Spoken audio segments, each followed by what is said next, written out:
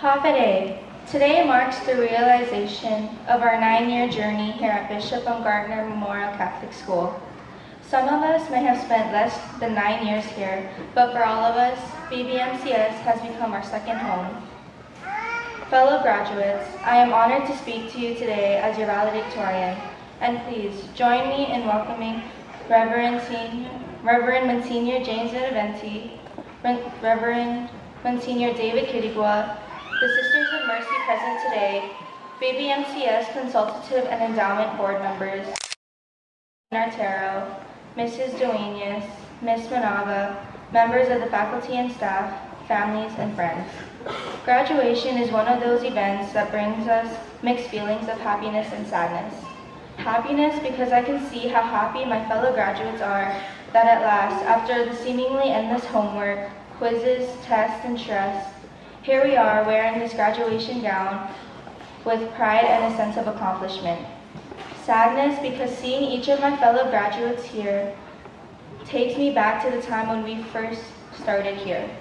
It gives me flashbacks of the many memories with every one of you. I know we all have memories of each other, cried on each other's shoulders, laughed till we almost cried, and even maybe argued like crazy people about the silly and not so silly things. But still, the bonds between us will never break, and that is something that we will always keep in our hearts. We've been waiting for this day to come, and now we just want to hit the pause button.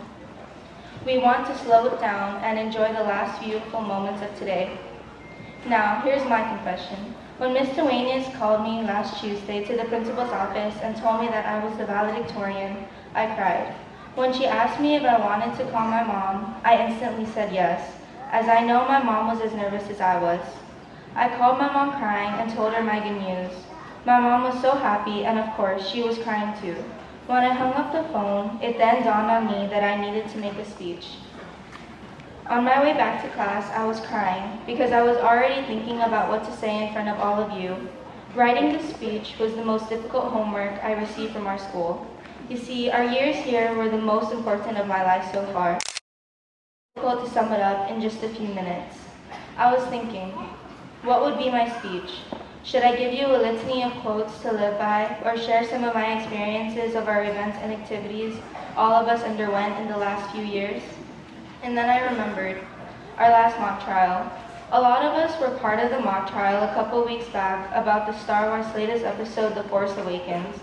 Honestly, that was the only episode I have watched in that series because I believed our parents were still in grade school when the first Star Wars movie came out. And I just relied on my dad's memories when I asked him to tell me what the movie was all about. Now you may ask, what is it about Star Wars that I would like to impart to you, my fellow graduates? You see, the popular Star Wars quotes reminds me of our moms.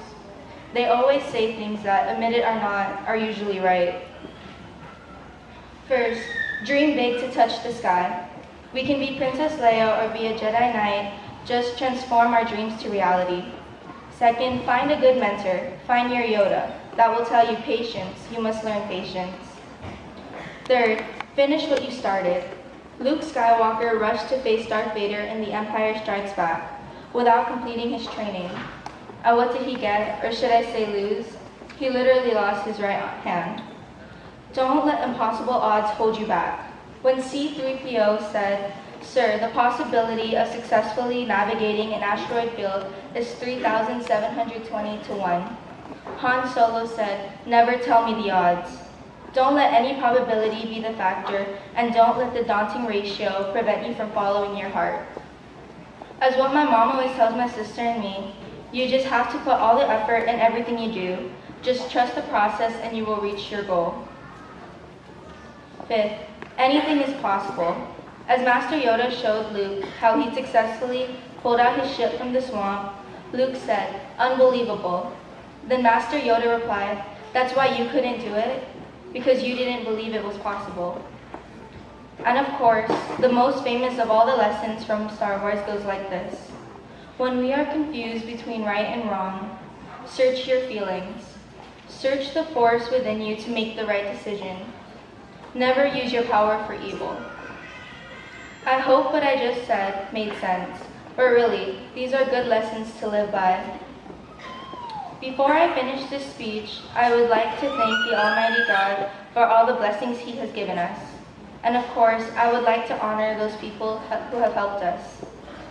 We worked hard to get to this point, but we didn't do it by ourselves. We owe a lot to the following people. To our parents, thank you for your unconditional love and unending support. Thank you for sending us to a Catholic school. You woke up every morning, made sure we were prepared for school. You herded us out the door to the bus stop or drove us to school yourselves. You helped us with homework and listened to our complaints. You watched our games, attended school events, and chaperoned us at our last banquet, which by the way was really awesome. Thank you for preparing such a wonderful night for all of us to enjoy. To our teachers, thank you for unselfishly sharing your time, resources, and knowledge with us. Yes, we know it was your job to do it, but what you did for us went beyond the call of duty. You set the bar high and challenged us to live up to it and to believe that we can do it. To our coaches and advisors, thank you for making school about more than classwork. Through sports, we learn how to do our best effort, whether we win or lose. We learn the importance of discipline and having good sportsmanship. The academic challenge bowl and math counts, we learn to work closely with others to achieve common goals. A lot of fun doing it. To our maintenance and cleaning staff, thank you very much for always attending to our needs and directing the traffic in the morning and afternoon. Thank you for keeping our school clean when what we did was leave our mess behind. I cannot imagine your patience. To our president, principal, vice principal, and all the office staff, thank you for keeping things organized so our teachers can concentrate on us.